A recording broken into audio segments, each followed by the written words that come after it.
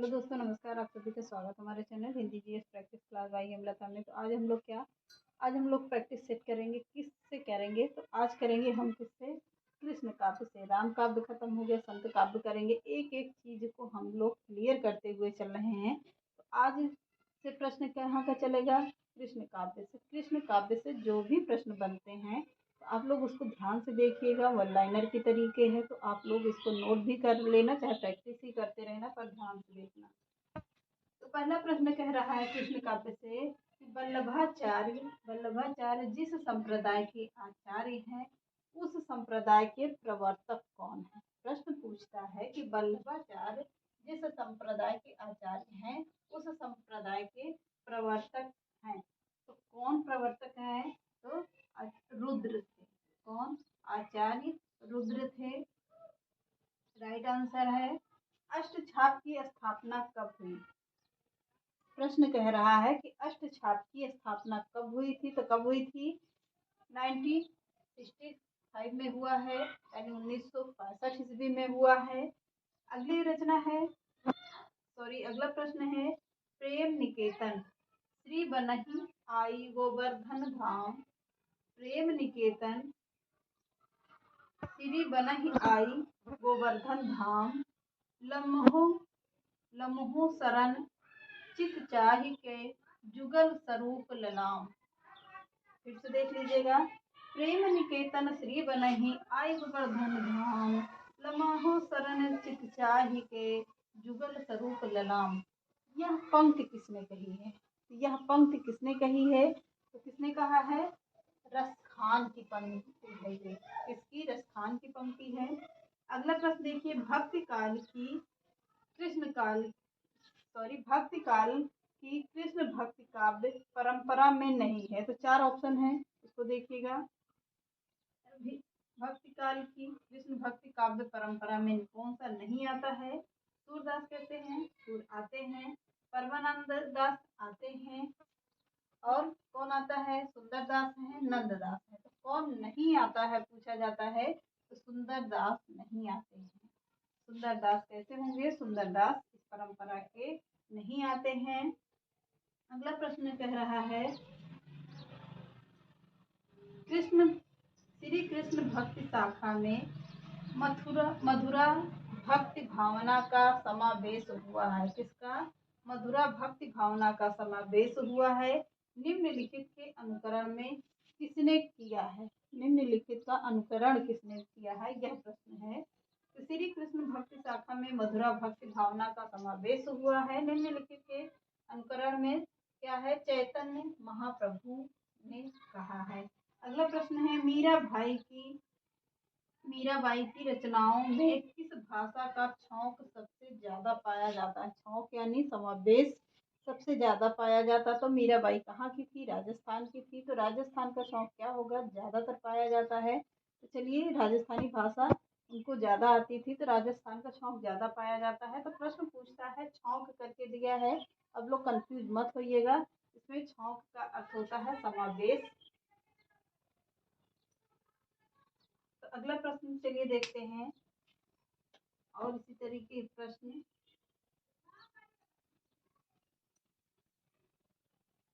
सब इम्पोर्टेंट हैं, कहीं ना कहीं पूछे गए हैं, किसी न किसी पेपर में पूछे गए प्रश्न हैं। हम लोग इसको क्या करेंगे? प्रैक्टिस ज्यादा से ज्यादा हल करेंगे। अगला प्रश्न देखते हैं, रामानुजाचार्य ने जिस दर्शन का प्रतिपादन किया उसका नाम क्या है? रामानुजाचार्य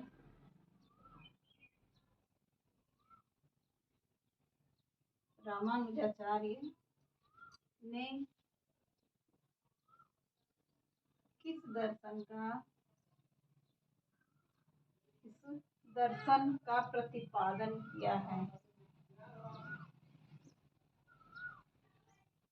प्रतिपादन किया है। तो किसका किया है? प्रश्न कह रहा है, रामानुजाचार्य ने किस दर्शन का प्रतिपादन किया है? तो किस दर्शन का प्रतिपादन किया है? चलिए देखते हैं। मैंने इसको अभी इसके पहले भी प्रैक्टिस करवाया है। किसका? विशिष्टाद्वैतावाद का, विशिष्टाद्वैतावाद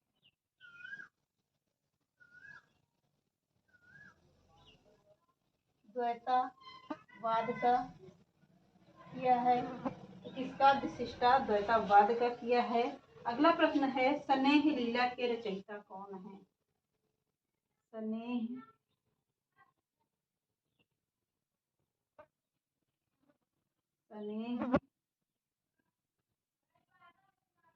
लीला के रचयिता कौन है? रचयिता कौन है? प्रश्न कह रहा स्नेह लीला के रचयिता कौन है?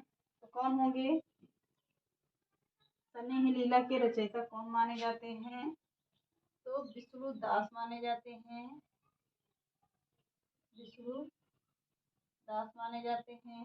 अगला प्रश्न कह रहा है,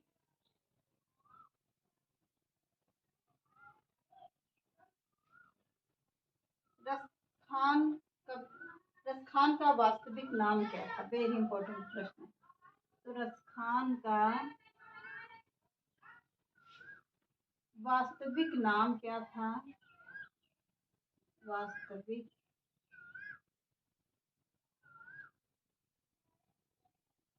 नाम क्या था? रसखान का वास्तविक नाम क्या था पूछा जाता है। तो क्या था? सैयद इब्राहिम था। सैयद इब्राहिम था।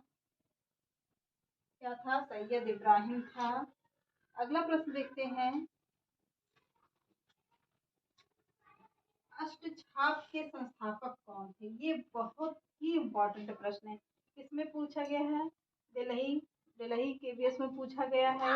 2015 में देख लीजिएगा। सीजीआई पीजीटी में 2015 में पूछा गया है। एनवीएस पीजीटी में 2014 में पूछा गया है। UP PSC degree college exam में पूछा गया 2008 में। यूपी पीजीटी 2002 में पूछा गया प्रश्न है। इतनी बार पूछा गया है। तो अष्टछाप के संस्थापक कौन है? अष्टछाप के संस्थापक कौन है? अष्टछाप के संस्थापक कौन है? कौन माने जाते हैं? विट्ठल नाथ माने जाते हैं। विट्ठल नाथ हैं। अगला प्रश्न है, 84 वैष्णवन की वार्ता के लेखक कौन है? 84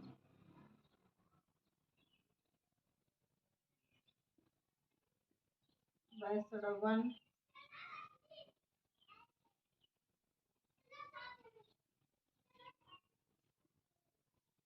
84 वैष्णवन की वार्ता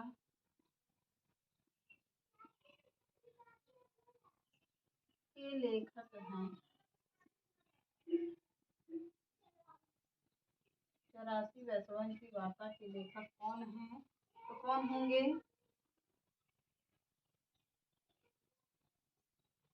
कौन माने जाते हैं? गोकुल दास माने जाते हैं। गोकुल दास जी हैं। अगला प्रश्न है, 84 वैष्णव की वार्ता का संबंध किस संप्रदाय से है? वेरी इंपॉर्टेंट प्रश्न है।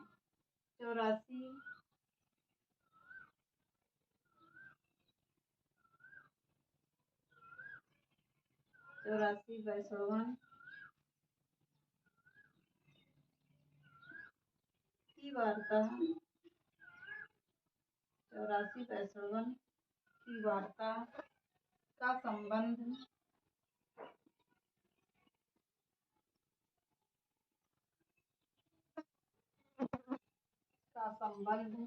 किस संप्रदाय से है? किस संप्रदाय से है? तो किस संप्रदाय से पूछता है तो किस संप्रदाय से होगा? वल्लभ संप्रदाय से है। वल्लभ संप्रदाय से है।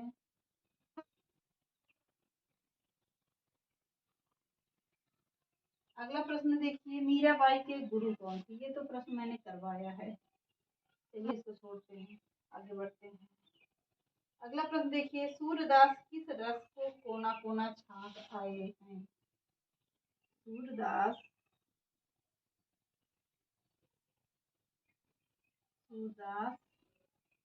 किस रस को किस रस का कोना कोना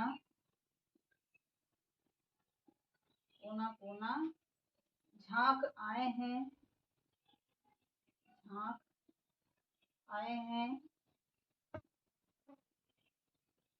तो किस रस का होगा?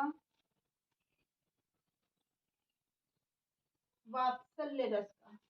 तो हमने उस दिन प्रश्न में करवाया भी था कि सूरदास किससे संबंधित होंगे? तो वात्सल्य रस से होंगे। और तुलसीदास किससे हैं? तो यह दास्य भाव से थे।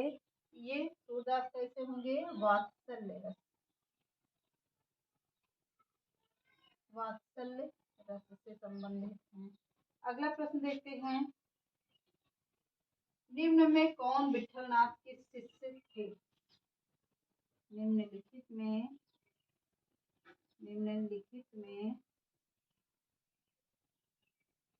कौन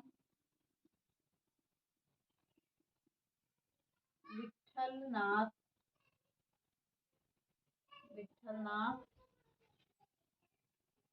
का शिष्य थे? तो कौन थे? चलिए देखते हैं। चतुर्भुज दास, पूरा नहीं पढ़ा रहे हैं। चतुर्भुज दास। तो चलिए देखते हैं। प्रश्न कह रहा है पहला, रामानुजाचार्य ने किस दर्शन का प्रतिपादन किया था? तो किस दर्शन का किया था? मैंने इसको प्रैक्टिस में पूरा करवा दिया है। इसके पहले भी विशिष्टाद्वैतवाद का प्रतिपादन किया था। स्नेह लीला के रचयिता कौन है? स्नेह लीला के रचयिता कौन है? तो विष्णुदास थे। ये प्रश्न है। अगला प्रश्न है, रस खान का वास्तविक नाम क्या था? तो रस खान का वास्तविक नाम क्या था? सैयद इब्राहिम था। अगला प्रश्न देखते हैं, अष्टछाप के संस्थापक कौन है? तो विठलनाथ हैं। अगला प्रश्न है, 84 वैष्णवन की वार्ता के लेखक कौन है? कौन होंगे? गोकुल दास होंगे।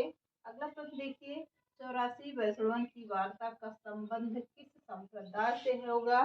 तो 84 वैष्णवन का संबंध किससे होगा? वल्लभ संप्रदाय से होगा। अगला प्रश्न है, सूरदास किस रस का कोना कोना झांक आए थे? तो वात्सल्य रस का कोना कोना झांके थे। निम्नलिखित में कौन विठलनाथ के